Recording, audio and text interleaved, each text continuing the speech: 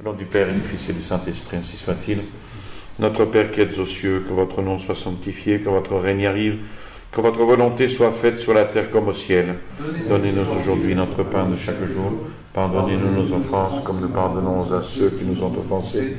Et ne nous laissez pas succomber à la tentation, mais délivrez-nous du mal, ainsi soit-il. Saint Pédis, au nom du Père et du Fils et du Saint-Esprit, ainsi soit-il.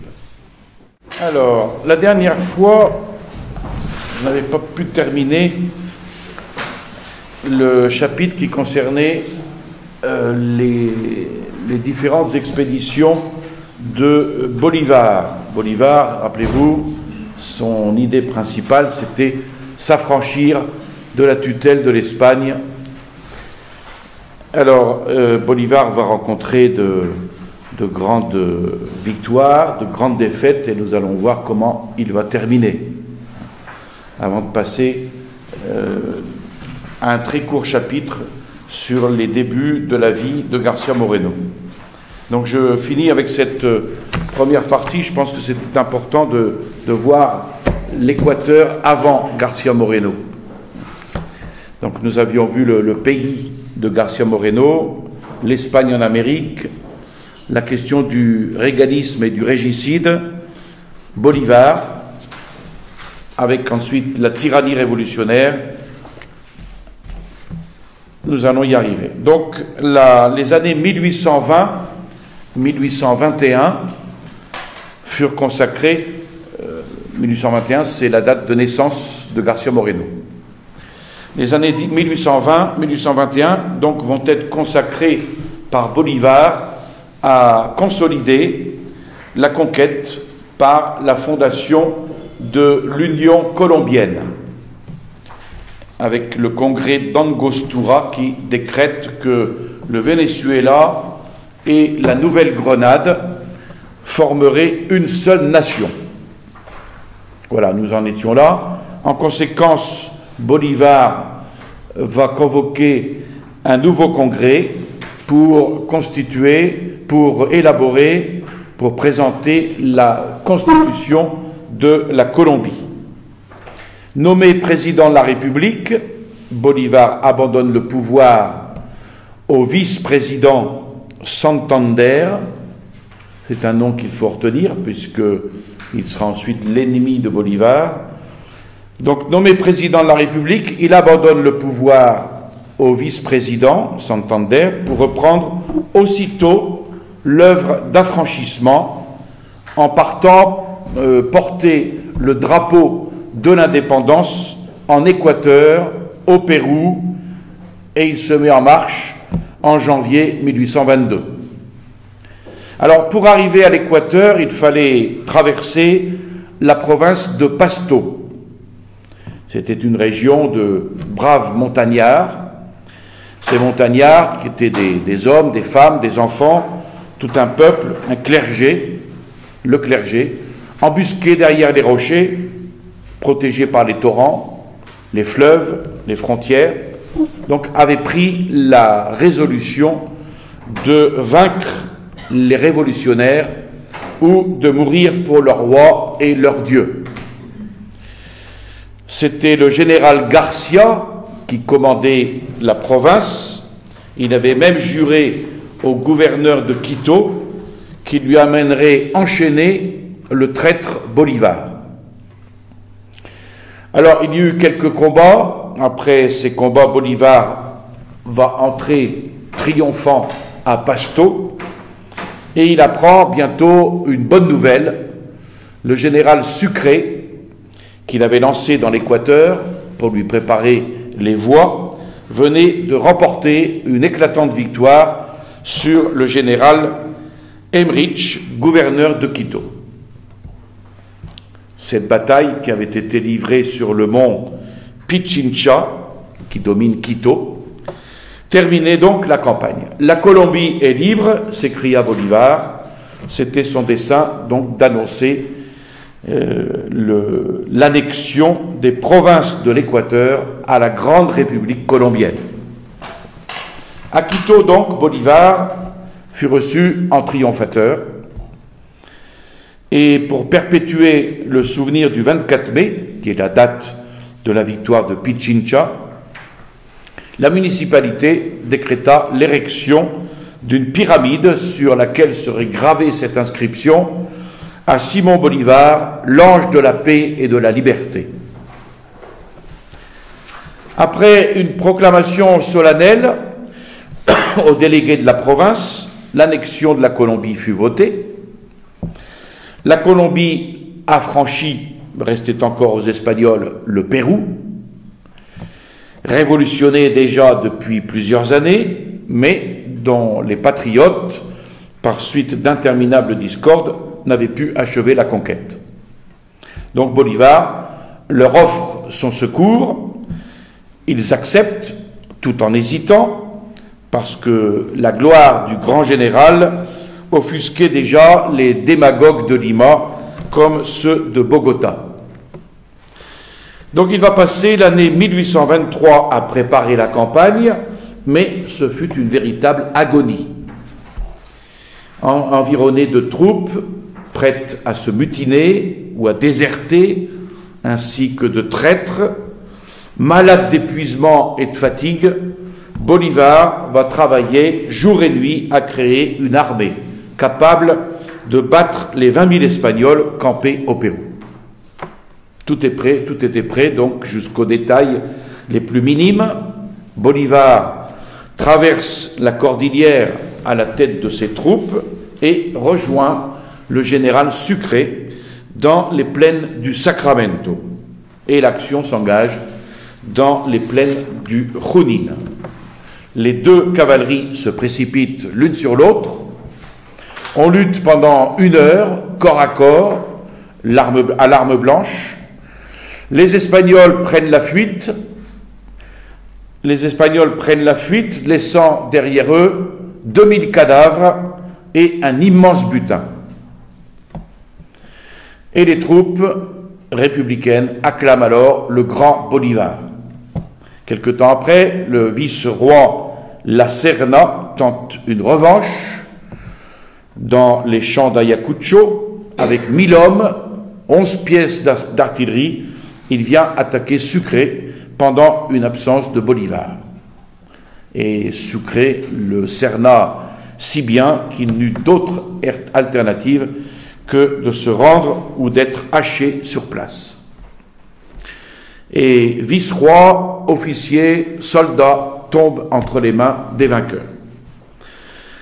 Sucre fit hommage de sa victoire à Bolivar, le Libertador, qui lui répondit en le nommant grand maréchal d'Ayacucho. Cependant, le général Olaneta occupait encore le Haut-Pérou avec 8000 Espagnols. Bolivar envoie Sucre conquérir ce lointain pays pendant que lui-même organise les provinces péruviennes. Après une longue marche, l'armée arrive donc au pied du Potosi et le 1er avril 1825, il écrase les royalistes dans un combat qui fut le dernier.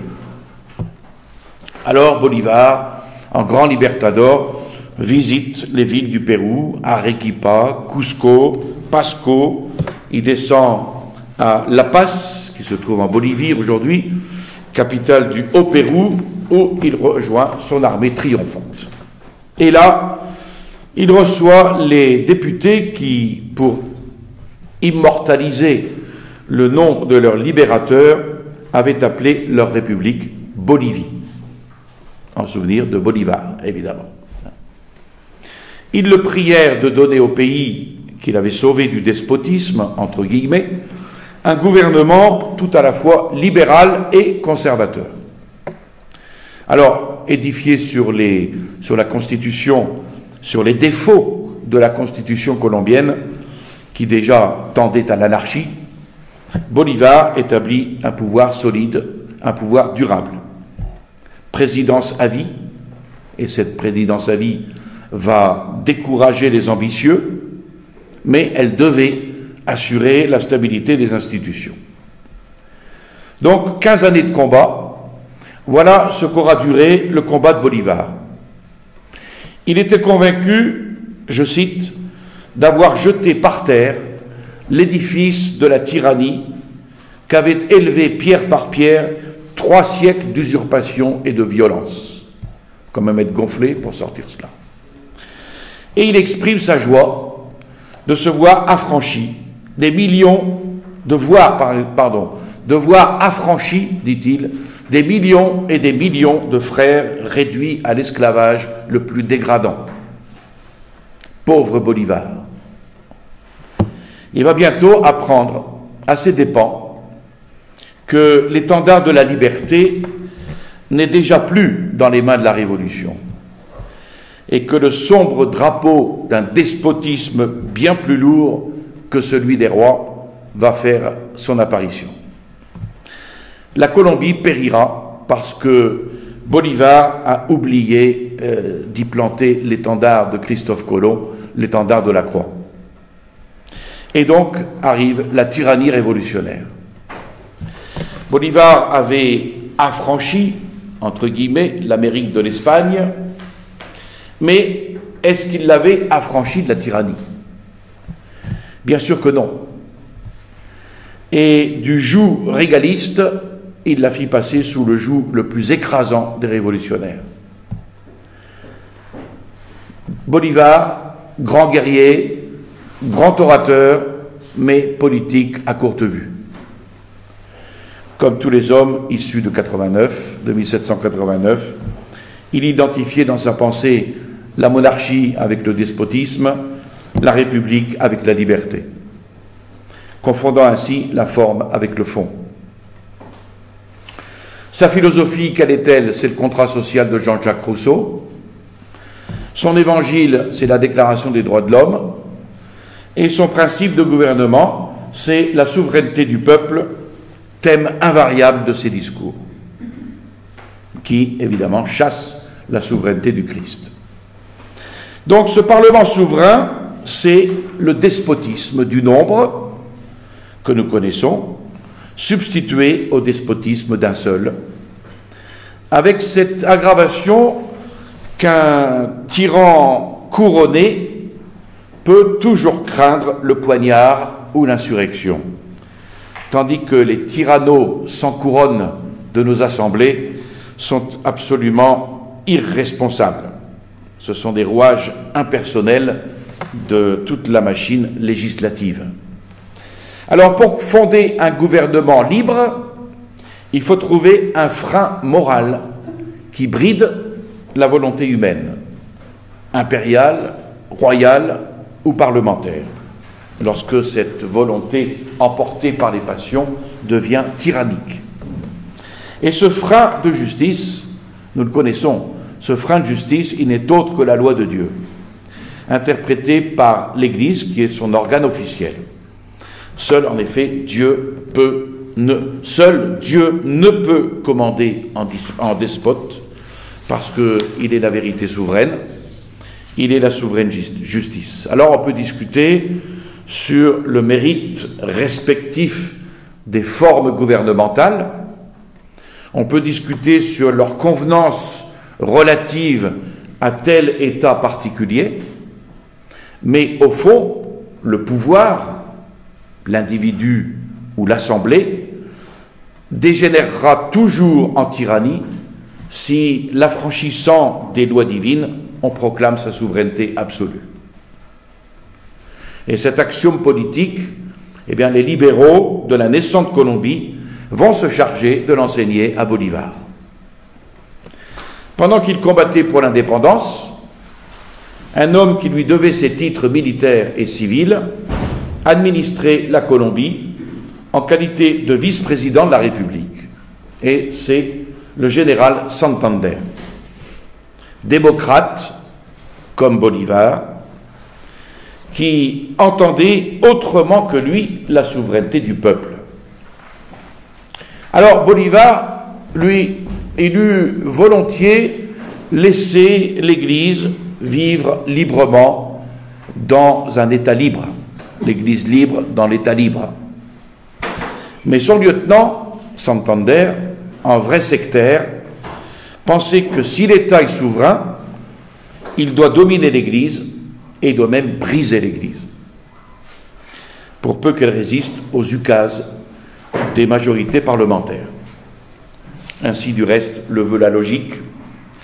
La révolution, basée sur le satanique principe de la souveraineté absolue de l'homme, doit fatalement persécuter l'Église, laquelle n'abdiquera jamais la souveraineté qu'elle tient de Dieu.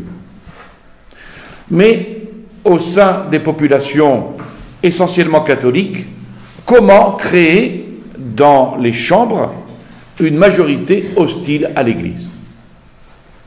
Santander n'ignorait sous ce rapport aucune des manœuvres européennes.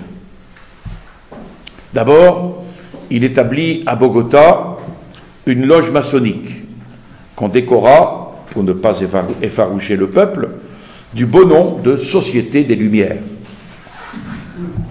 On y donnait aux naïfs des leçons d'anglais, de français. Quel humanitarisme! Puis on les enrégimentait dans la secte, qui bientôt fut très en vogue. Alors, à côté de Santander, déclaré vénérable, et des ministres grands dignitaires de la loge, figuraient des généraux, des commerçants, des avocats, des prêtres, et même des religieux plus ou moins libéralisants. On y banquetait, on y invectivait contre l'Espagne, contre l'Inquisition, contre l'intolérance des papes, la domination du clergé. Vous voyez, ce sont des thèmes qui sont récurrents, encore aujourd'hui. La religion ferait de grands progrès, disait-on, à ses apprentis, si le clergé se désintéressait de la politique. Alors, pour répandre dans le peuple le poison élaboré dans les loges, les journaux de la secte se mirent à saper tous les principes sociaux, à dénaturer l'histoire, à vilipender chaque jour les gens de bien et les membres du clergé. Et ces disciples de Voltaire avaient appris de leur maître qu'à force de mentir, on finit par infiltrer le mensonge dans les esprits. Mentez, mentez. Se croyant alors en mesure de dresser contre l'Église le formidable engin de la souveraineté du peuple, Santander insinua que pour donner à la Colombie un code vraiment libéral qui l'émancipa à jamais de sa trop longue servitude, les électeurs devaient écarter du Congrès les réactionnaires, les fanatiques, les partisans occultes du gouvernement déchu. Un petit peu ce qu'on voit aujourd'hui avec l'exclusion des communitaristes aux prochaines élections. Appuyés de savantes manœuvres électorales, ces perfides déclamations produisirent un tel effet que ce peuple catholique députa pour lui fabriquer sa constitution une imposante majorité de francs-maçons. C'était en 1821, alors que Bolivar, plus préoccupé de battre les Espagnols que de légiférer, entreprenait sa grande expédition de l'Équateur et du Pérou. Les constituants se réunirent donc à Cúcuta, sous la direction de Santander, et toujours dans les actes législatifs précédents figurait un article déclarant la religion catholique, religion de l'État, à l'exclusion de tout autre. Le Congrès biffa cet article sous l'hypocrite prétexte qu'une pareille mention n'a point de raison d'être dans un pays catholique. Aujourd'hui, on dirait c'est une discrimination. En vain, la minorité démasquait-elle un sophisme qui voilait mal les desseins des francs-maçons, et ceux-ci votèrent la suppression et expulsèrent même du Congrès le docteur Barros, qui refusa d'apposer sa signature au bas d'une constitution, disait-il, entachée d'un vice capital. On n'avait plus à se gêner avec une religion dont les droits étaient exclus de l'acte constitutionnel. Le Congrès vota l'abolition de l'Inquisition, il vota l'abolition de l'index ecclésiastique, attribua au gouvernement la censure des livres et des journaux. et en preuve de son respect pour l'Église, Santander autorisa immédiatement la publication des œuvres de Voltaire, de Rousseau, de Diderot, de Bentham, etc. Sans compter bon nombre de pamphlets immoraux et impies. Il ne recula même pas devant l'organisation d'un schisme. Pour des raisons graves, le Saint-Siège avait en effet accordé aux monarques espagnols des privilèges très étendus quant à la nomination des dignitaires ecclésiastiques ainsi qu'à l'administration de leurs biens et revenus, privilèges qui étaient connus sous le nom de patronat royal. Évidemment, ces concessions gracieuses octroyées au roi catholique disparaissaient avec la royauté et l'Amérique républicaine retombait donc dans le droit commun. Le Congrès prétendit, contre toute justice, hériter des rois d'Espagne, ses rois et ses privilèges. On eut beau s'élever contre cette prétention schismatique, la majorité franc-maçonne ne s'en déclara pas moins investie du droit de patronat. Elle compléta donc l'œuvre de destruction en substituant dans les écoles un enseignement impie à l'enseignement traditionnel. Et sous prétexte de faire oublier les erreurs apprises durant les siècles de servitude, le Congrès imposa aux facultés universitaires et même aux séminaires un nouveau plan d'études.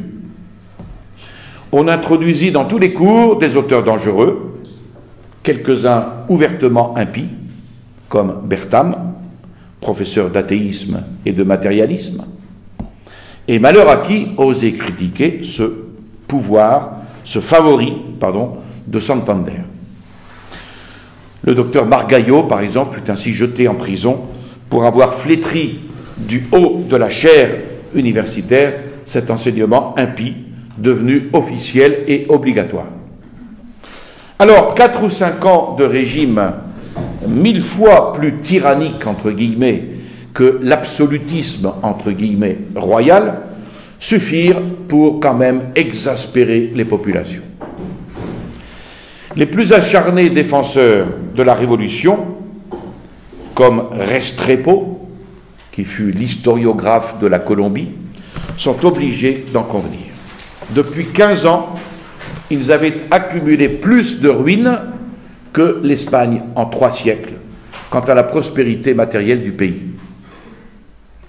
La Colombie devenait un enfer, d'où l'ordre était banni, plus de lois protectrices du foyer, des personnes, des propriétés, le brigandage militaire sous toutes ses formes, les maisons pillées, les couvents transformés en casernes, les églises profanées, des razzias de jeunes gens opérés à main armée sur les places publiques, des provinces entières livrées à l'extermination pour cause de royalisme, la province de Pasto par exemple, exécution de prisonniers, environ 1 millier, sur toutes les routes, dans les villes, les villages, des bandes de soldats en guenilles perdus de vices et vivant de rapines.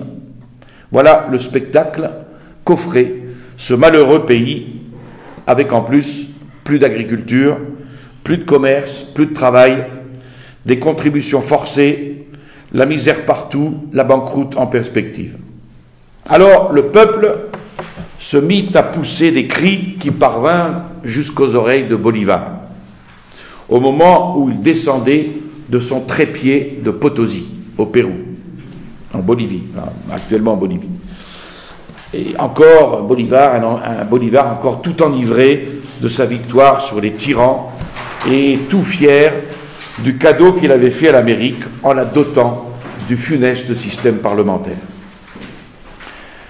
Agriculteurs, commerçants, prêtres, magistrats maudissaient le nouveau régime et demandaient un sauveur, qui ne sera pas Jésus-Christ, mais qui sera Bolivar. Arrivé à Lima, les doléances de son peuple lui parviennent donc de plus en plus nombreuses et de plus en plus vives.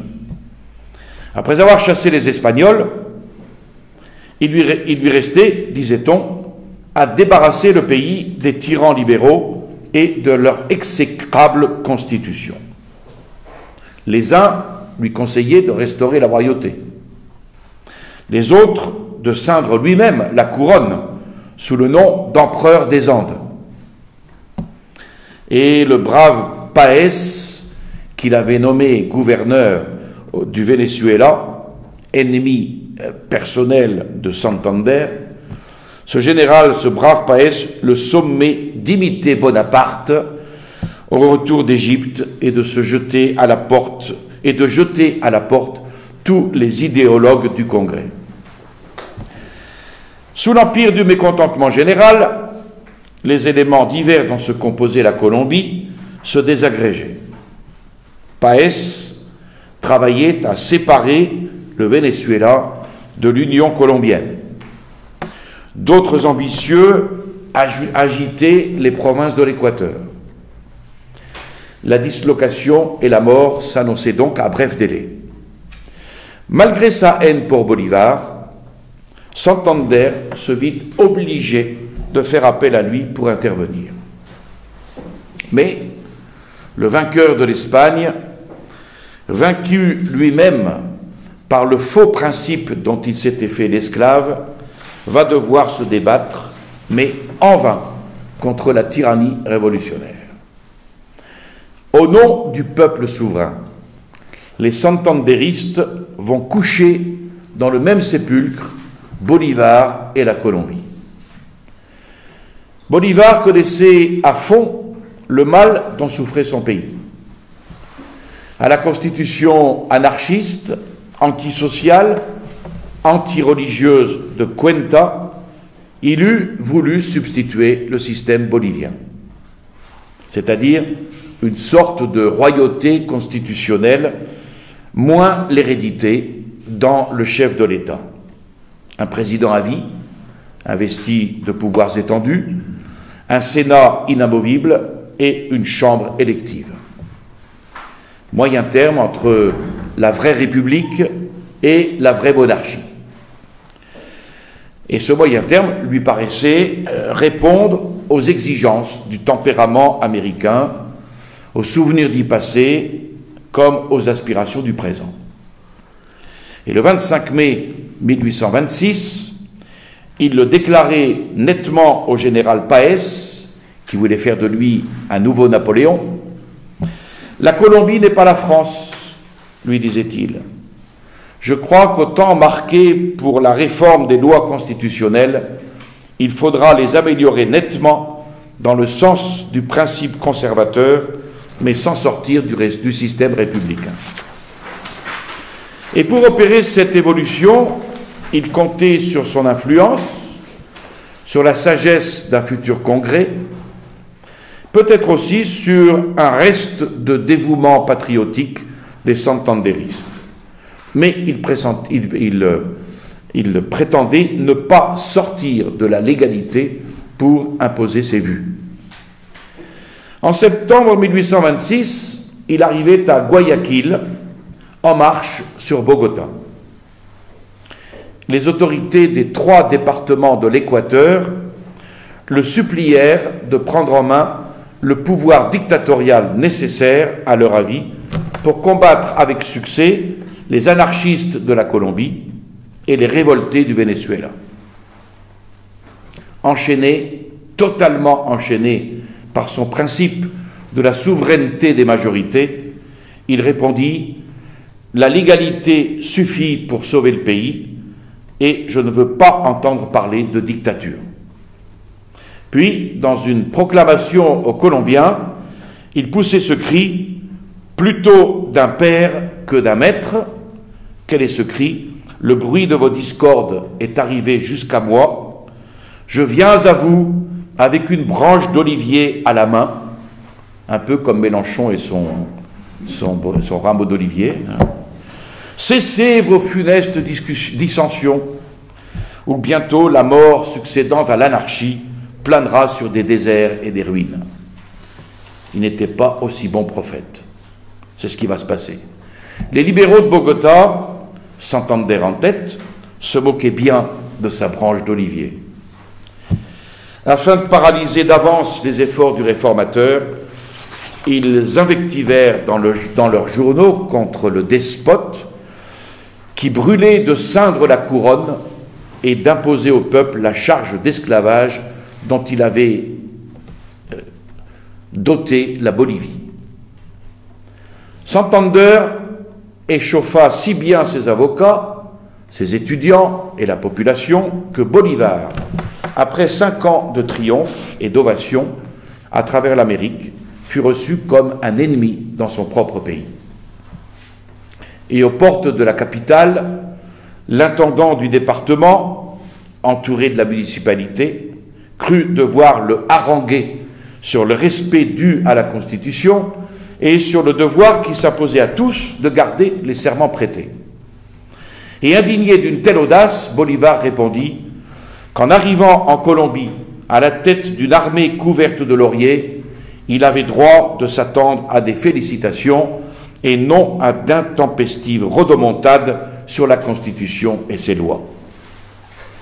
Et au palais, Santander le complimenta sur ses triomphes militaires, déclarant que lui, Santander, avait mis sa gloire pendant ces 5 années à gouverner selon la loi. Du reste, il serait toujours l'esclave de la Constitution et grand admirateur de Bolivar. À ces démonstrations, Bolivar comprit la nécessité de tenir dans l'ombre, au moins pour le moment, son plan de réforme. Il parla de l'indépendance, de l'armée, de l'union, de la volonté nationale souveraine et infaillible, de la Constitution, le livre sacré, disait-il, l'évangile du peuple colombien. On m'accuse d'aspirer au trône, ajouta-t-il. On devrait savoir que le nom de Libertador me suffit et que je n'aspire pas à descendre. Belle humilité. Là-dessus, il reprit son épée et partit au Venezuela pour ramener de gré ou de force les séparatistes à l'union, en applaudissant aux déclarations libérales de Bolivar. Les santanderistes n'ignoraient pas sa pensée intime sur leurs lois exécrables, ni son grand désir d'une révision. Et ils l'avaient appelé pour mettre Páez à la raison, mais avec la volonté bien arrêtée de renverser leur sauveur quand ils n'auraient plus besoin de son appui. Et à peine eut-il quitté Bogota que les journaux recommencèrent à hurler contre le tyran, à cribler de leur sarcasme la Constitution de Bolivar. Et pour monter les têtes, Santander publia une adresse au président, signée par un grand nombre d'habitants et de fonctionnaires de Bogota, adresse dans laquelle, au milieu des louanges plus ou moins venimeuses, on le suppliait de ne pas changer de système de gouvernement. Et à force d'intrigue, il parvint même à soulever contre Bolivar la division colombienne qu'il avait suivie au Pérou. Le colonel Bustamante et 70 officiers, ses complices, emprisonnèrent leur chef sous prétexte que la République était en danger à Lima aussi bien qu'à Bogota.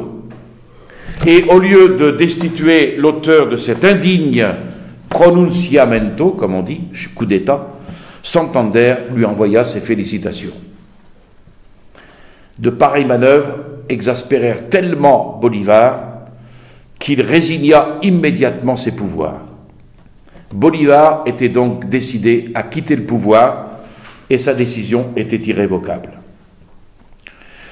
Le Congrès n'en examina pas moins la question de savoir s'il convenait ou non d'accepter la démission du président. Alors, les bolivaristes, ou partisans de la révision, opinèrent pour la négative, alléguant la nécessité d'un bras puissant et fort dans les circonstances difficiles où se trouvait la Colombie. Les santanderistes, furieux, se prononcèrent pour l'acceptation. Après cela, on passa au vote, et là, pourtant, 50 députés contre 24 refusèrent d'accepter la démission. Les santanderistes battus, Bolivar garda le pouvoir, convoqua une grande convention qui terminerait tous les différends en tranchant la question des réformes constitutionnelles. Et toujours respectueux de la souveraineté nationale, il recommanda aux agents du gouvernement de proposer au choix des électeurs des hommes de probité, de patriotisme, puis de laisser à chacun sa liberté. Là-dessus, ces fonctionnaires se croisèrent les bras pendant qu'une légion de santanderistes dénonçait aux villes et aux villages le tyran, l'usurpateur, l'ennemi de la patrie. Et comme d'ordinaire, le peuple trompé prit parti pour les plus actifs et les plus audacieux. Et il députa à la Convention une forte majorité de santanderistes.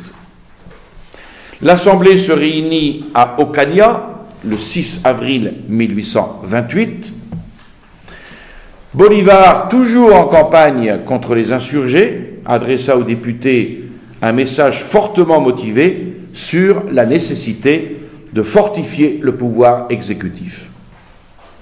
L'Assemblée écouta le message dans un profond silence, mais bientôt les santanderistes vomirent un flot d'injures contre le dictateur réclamant à grands cris sa déchéance.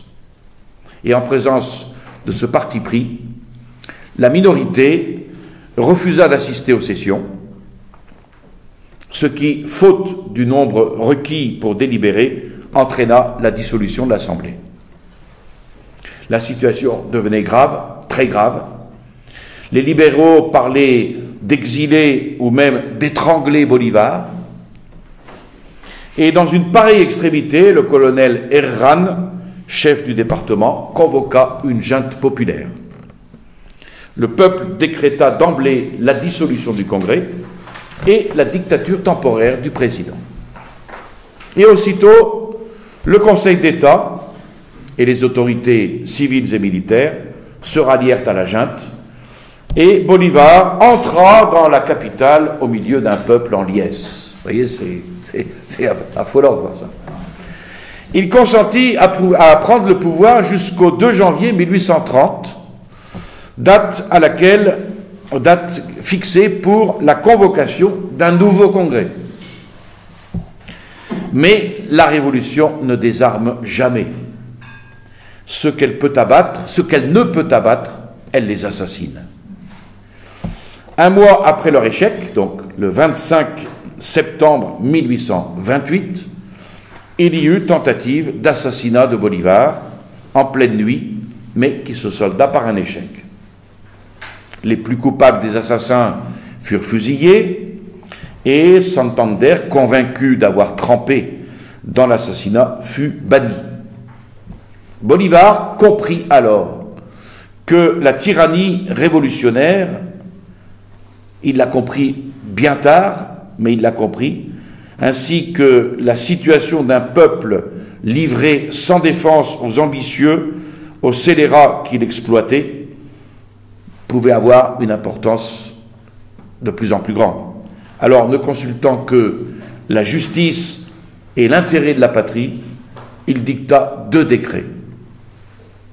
Premier décret, considérant que l'impunité accordée aux criminels et aux pervers amènerait à bref délai la dissolution de l'État, je prends en main l'autorité dictatoriale que le peuple m'a confiée. Deuxième décret, considérant que les sociétés secrètes ont pour but principal de préparer les révolutions politiques et que le mystère dont elles se couvrent révèle suffisamment leur caractère nuisible, j'ordonne la dissolution de ces sociétés et la fermeture des loges. Très bonne disposition, mais qui arrive largement trop tard, puisqu'on va voir la suite. Afin de rétablir l'union intime entre l'Église et l'État, il exhorte vivement le clergé à prêcher sans cesse la morale chrétienne.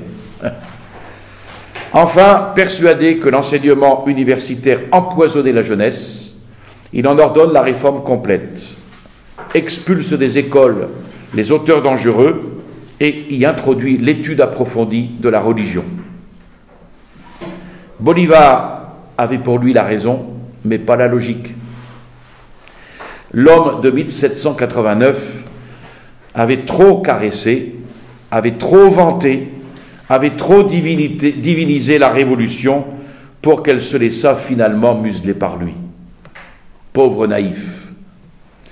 La date solennelle du 2 janvier 1830 allait remettre Bolivar en présence du peuple souverain. Durant l'année entière, ses ennemis avaient déployé les moyens les plus ignobles pour le discréditer auprès des électeurs. À force d'entendre dire que la dictature était le marchepied du trône, le peuple s'imagina qu'en votant pour les partisans de Bolivar, il voterait le rétablissement de la royauté, et les santanderistes triomphèrent sur toute la ligne. Outré d'une pareille attitude, brisé de fatigue, malade, Bolivar succomba sous le poids du découragement et du chagrin. Et ne voyant aucun moyen légal de résistance aux oppresseurs de la patrie, il laissa dire et faire. Sa décision irrévocable était de rentrer dans la vie privée. Aussitôt, Bolivar, après l'ouverture du Congrès le 15 janvier 1830, Bolivar envoie sa démission dans des termes qui ne laissent aucun doute sur ses intentions. D'un mot qui résumait l'histoire des 20 dernières années, il établit ce triste mais fatal bilan de la tyrannie révolutionnaire. Je cite, « Concitoyens, je le dis, la rage au front, nous avons conquis l'indépendance, mais au prix de tous les autres biens. » C'est beau, c'est bien dit, mais... Je le dis, la rage au front, nous avons conquis l'indépendance par rapport à l'Espagne, mais au prix de tous les autres biens. Sans tenir compte des instances du Congrès, qui le priaient de garder le pouvoir jusqu'après le vote de la Constitution et l'élection des autorités nouvelles, il fit part au peuple de sa retraite définitive. Et le 8 mai, Bolivar partait pour Carthagène avec le dessein de passer en Europe. Et des bords de la mer où il s'était rendu pour rétablir sa santé délabrée, il vit s'écrouler totalement l'édifice qu'il avait bâti. Le Venezuela s'organisait en république indépendante sous la présidence du général Páez. Les 3 départements de l'Équateur, Quito, Cuenca et Guayaquil, brisaient à leur tour la chaîne qui les attachait à la Colombie et se déclaraient autonomes sous les ordres du général Flores, un général dont on parlera plus tard, qui fut une vraie calamité pour l'Équateur. Ainsi, Bolivar assistait de son vivant au démembrement de sa grande république, dont ses officiers se disputaient les débris.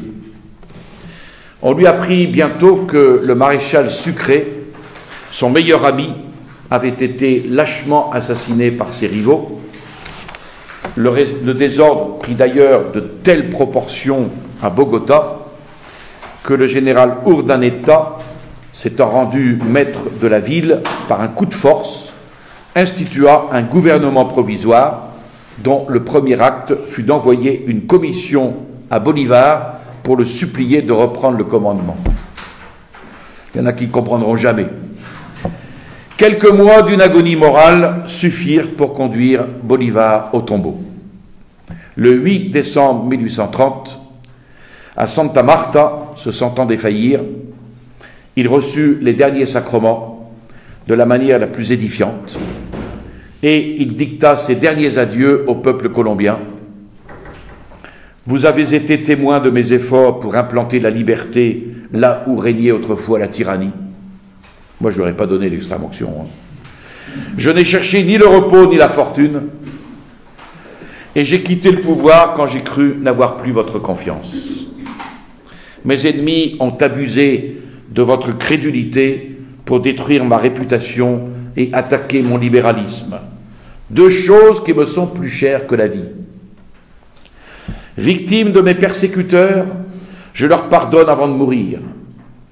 Je vous adresse mes derniers vœux pour la gloire et la consolidation de notre chère Colombie. Travaillez tous à rétablir, je vous en conjure, l'union. Citoyens en obéissant au gouvernement.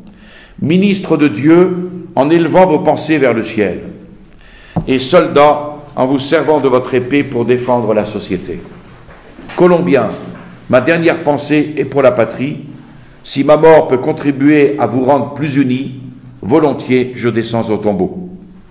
Et le 17 décembre 1830, il rend son dernier soupir à l'âge de 47 ans, dévoré par la Révolution, lui-même fils de la Révolution. Alors, dernière question, libérateur, Bolivar est-il un libérateur? En dépit du glorieux titre de Libertador, Bolivar ne fut pas un vrai libérateur. S'il chassa de l'Amérique les tyrans, entre guillemets, qui l'opprimaient au nom de l'omnipotence royale, ce fut pour la livrer à une horde de tyrannos qui l'écrasèrent au nom du peuple souverain. Et s'il lui donna l'indépendance, ce fut au prix de tous les autres biens, comme il le dit lui-même. Pour sauver l'Amérique, il fallait donc un autre Bolivar. Mais un Bolivar assez fort pour chasser les révolutionnaires, assez chrétien pour remplacer la souveraineté du peuple par la souveraineté du Christ et les droits de l'homme par les droits de Dieu. Or, le peuple souverain, entre guillemets, tel était le grand Dieu des Amériques. Et là, comment faire pour contrer le courant révolutionnaire à ce monde épris de 1789? En 1870, la Révolution mit à la porte l'homme qui avait tremblé devant elle. Napoléon eut le sort de Bolivar, et la France tomba dans cette effroyable anarchie que fut la Commune. La conclusion de Bolivar, c'est celle-ci. Les peuples doivent périr parce qu'aucun homme au monde n'est assez fort pour les tirer des griffes de la Révolution. Et le père Berthe, qui a écrit ce grand ouvrage sur Garcia Moreno, il l'a écrit pour protester, dit-il, contre cette conclusion désespérante et pourtant si logique en apparence, à savoir que les peuples doivent périr parce qu'aucun homme au monde n'est assez fort pour les tirer des griffes de la Révolution. Eh bien non, la Révolution n'a pas tellement assujetti, n'a pas tellement abêti les peuples qu'un Hercule chrétien ne puisse encore les arracher à son joug pour le rendre à Jésus-Christ et à son Église. Et c'est précisément pour relever des courages abattus que Dieu a suscité dans cette deuxième moitié du XIXe siècle ce phénomène politique qui s'est appelé Garcia Moreno. Il a été président de la République d'un des États révolutionnaires nés du démembrement de la Colombie, à savoir l'Équateur, 30 ans seulement après Bolivar, sans aucun respect pour les immortels, entre guillemets, principes.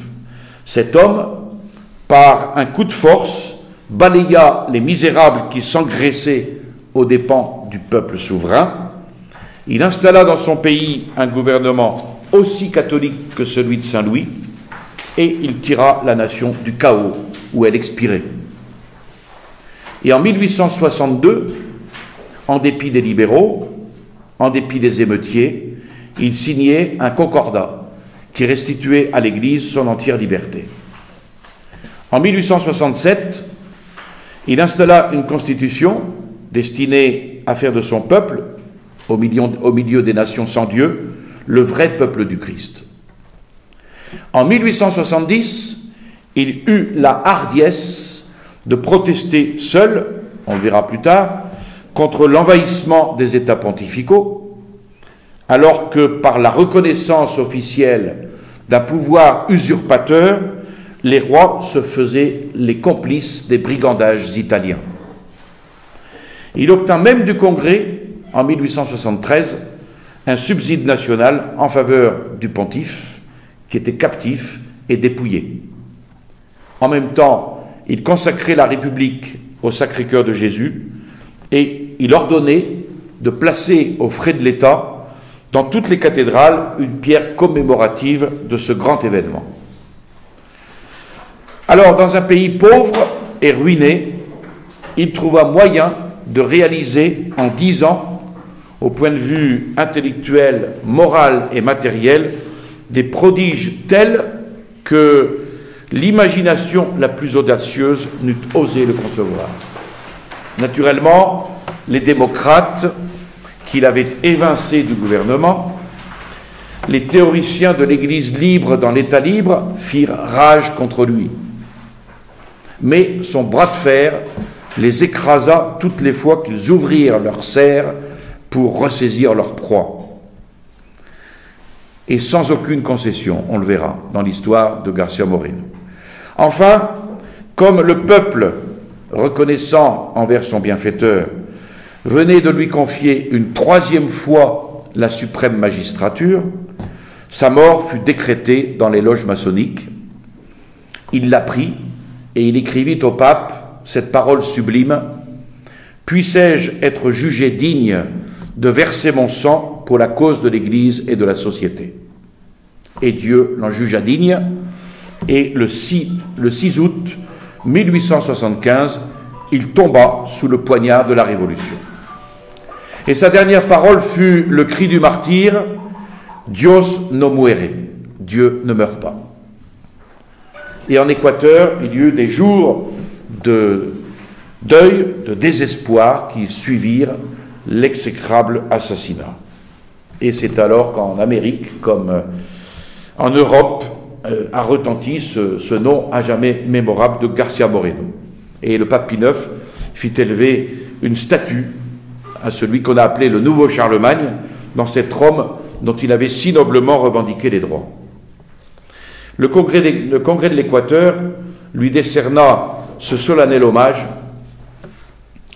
considérant que l'excellentissime Seigneur, Don Gabriel García Moreno, par sa puissante intelligence, comme par ses hautes vertus, a mérité d'occuper la première place entre tous les enfants de l'Équateur, considérant qu'il a consacré sa vie et son génie à la régénération et à la grandeur de la République, en basant les institutions politiques sur le fondement solide du principe catholique, considérant qu'avec la magnanimité des grands hommes, il affronta sans crainte la diffamation, la calomnie et les sarcasmes impies, donnant ainsi au monde l'exemple unique d'une inébranlable fermeté dans l'accomplissement du devoir, considérant qu'il aima la religion et la patrie jusqu'à souffrir le martyre pour elle, léguant à la postérité une mémoire illustrée de l'immortelle auréole dont le ciel couronne les vertus héroïques,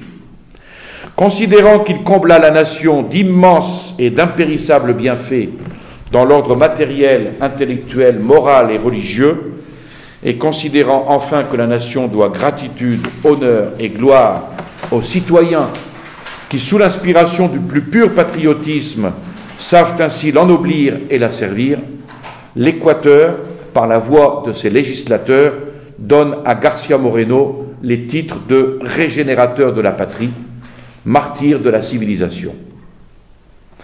Et afin de recommander ce noble héros à l'estime et au respect de la postérité, il lui sera élevé une statue en marbre portant cette inscription: à l'excellentissime García Moreno, le plus grand des enfants de l'Équateur, mort pour la religion et la patrie, la République reconnaissante. Ainsi, pour vaincre la Révolution, il a fallu un Hercule chrétien, un García Moreno, couvert de l'armure du Christ, c'est-à-dire des vérités sociales dont l'Église seule a le dépôt. Et seul de tous les chefs d'État, depuis le péché originel de 1789 et la déchéance des sociétés qui en a été la suite, García Moreno a restauré le gouvernement chrétien et a mérité le nom glorieux de régénérateur de la patrie. Voilà, c'est une introduction très grande à la vie de García Moreno que nous allons voir. Je peux continuer, j'ai simplement quelques pages. Alors, le père Berthe intitule son chapitre sur la vie de García Moreno, les premières années, le chevalier du droit, c'est-à-dire 1821-1856. Nous allons le voir simplement ces premières années. Alors, García Moreno est né à Guayaquil le 24 décembre 1821, donc en pleine ébullition, en pleine agitation bolivarienne, 6 mois avant la prise de Quito par les troupes républicaines. Il reçoit au baptême le prénom de son père, Gabriel García Gómez, d'une famille distinguée par sa noblesse, par ses mérites. Son père était de vieille Castille et il s'était expatrié pour chercher fortune en Amérique. Quand on dit chercher fortune tout à fait noblement, c'est comme moi j'ai connu des Français comme ça qui sont allés s'installer en Argentine au début du siècle pour faire fortune, et c'est tout à fait noble, il n'y a rien à redire là-dessus. Alors il s'établit à Guayaquil, donc, où il épouse la señorita Moreno, mademoiselle Moreno, Mercedes, fille de Don Manuel Ignacio Moreno, qui était chevalier de l'ordre de Charles III et membre inamovible de la municipalité de Guayaquil. Elle aura dans sa parenté José Ignacio Moreno, qui fut archidiacre de Lima, et Miguel Ignacio Moreno, père du cardinal Moreno, naguère archevêque de Tolède. Alors on trouve chez les deux époux un invincible attachement à la religion catholique et un souverain mépris pour les faux indépendants qui cherchaient à s'affranchir non seulement de l'Espagne, mais des habitudes religieuses dont elle avait pénétré ses colonies. Il y a des gens comme nous. En témoignage de l'estime de ses concitoyens pour sa douceur, son amabilité, son intrépidité, le père de García Moreno fut nommé procureur municipal. Quant à son épouse, Doña Mercedes, elle se distinguait par la supériorité de son esprit, sa solide piété, la dignité de son caractère, l'autorité de sa conduite. Une vraie femme. Ardente royaliste comme son mari, elle refusa jusqu'à la fin de sa vie de pavoiser sa maison le jour de la fête de l'indépendance, aimant mieux payer l'amende imposée aux contrevenants que de paraître se réjouir au souvenir d'une révolution. Donc avis à ceux qui mettent le drapeau bleu, blanc, rouge le 14 juillet. Dieu récompensa les vertus de ces généreux chrétiens par une belle famille, dont tous les enfants firent leur consolation et dont le plus jeune sera éternellement leur gloire, García Moreno, Gabriel. Alors l'aîné devint prêtre, le deuxième, bien que laïque, s'est illustré par une étude approfondie de la liturgie catholique.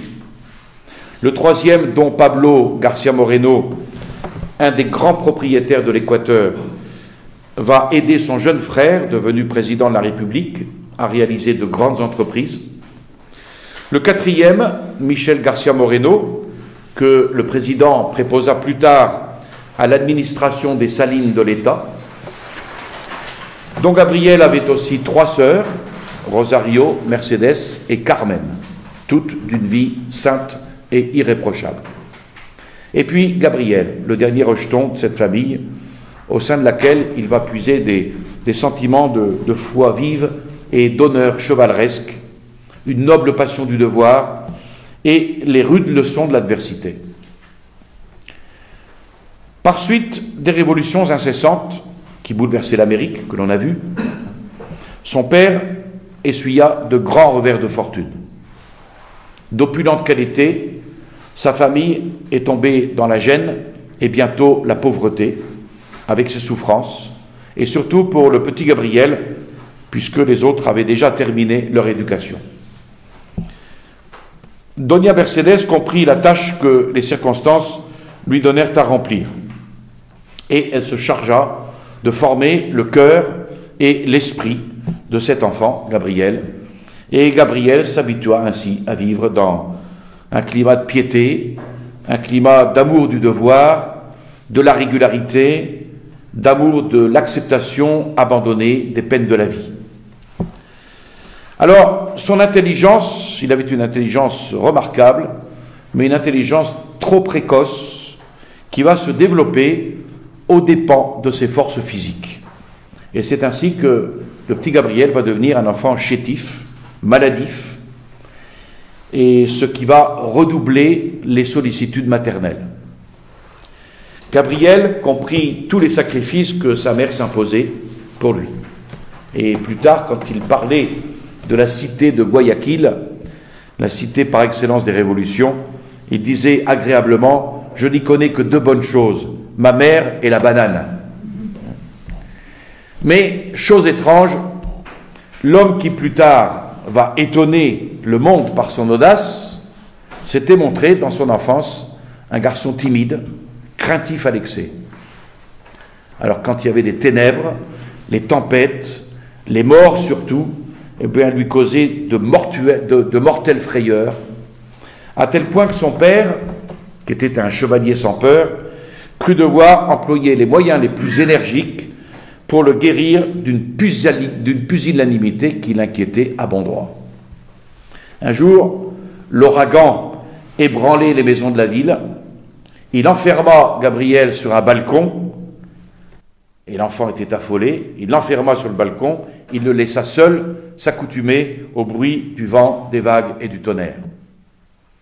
Dans une autre circonstance, un cadavre gisait au milieu d'une chambre isolée, 4 cierges éclairant seuls le visage du défunt au milieu de la nuit, et Garcia Gomez demande au petit Gabriel d'aller de ses mains tremblantes allumer un cierge aux terribles veilleuses qui lui mirent aussi devant les yeux le spectre redouté. De plus, les événements de Guayaquil, que l'on a vus, dont la ville était le théâtre dans tous ces temps troublés, n'aidèrent pas peu à dissiper les terreurs imaginaires de cet enfant, et ils initièrent l'enfant à cette vie tourmentée qui allait l'attendre. Donc on peut dire qu'il a été élevé au bruit de la fusillade et du canon.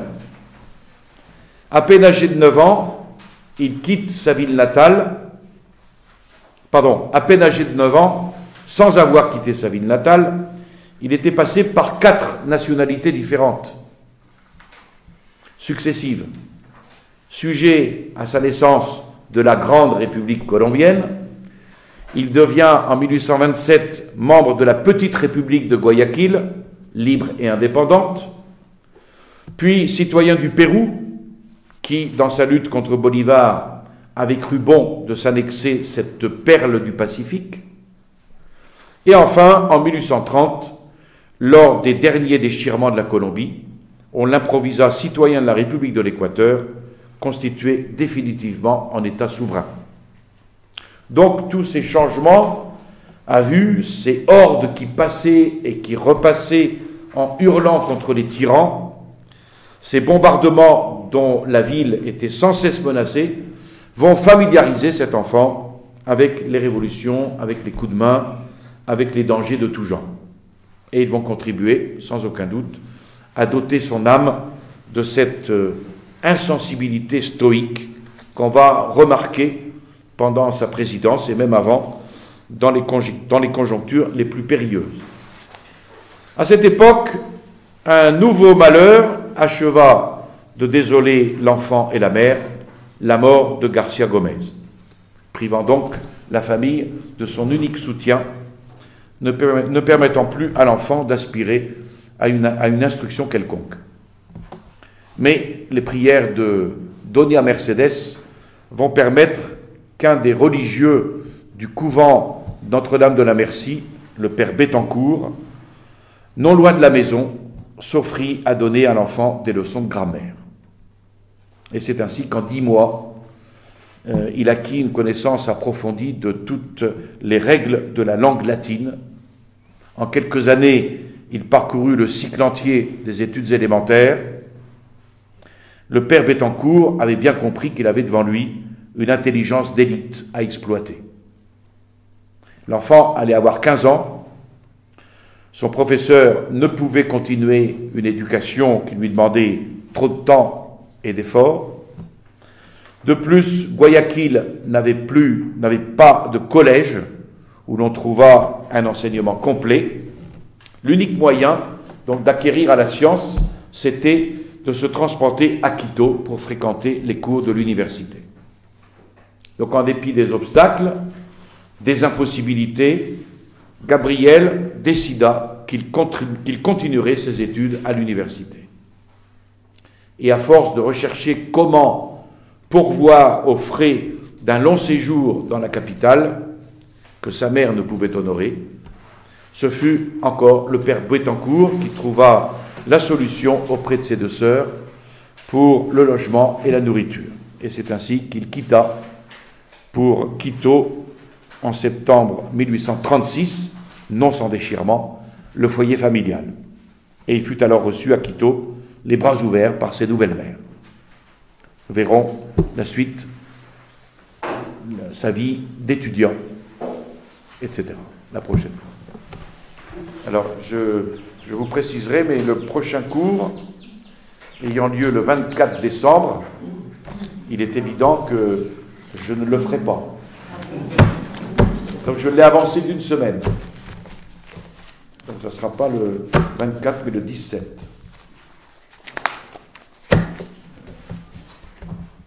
Je vous salue Marie, pleine de grâce, le Seigneur est avec vous. Vous êtes bénie entre toutes les femmes, et Jésus, le fruit de vos entrailles, est béni. Sainte Marie, Mère de Dieu, priez pour nous pauvres pécheurs, maintenant et à l'heure de notre mort, ainsi soit-il. Au nom du Père et du Fils et du Saint-Esprit, ainsi soit-il.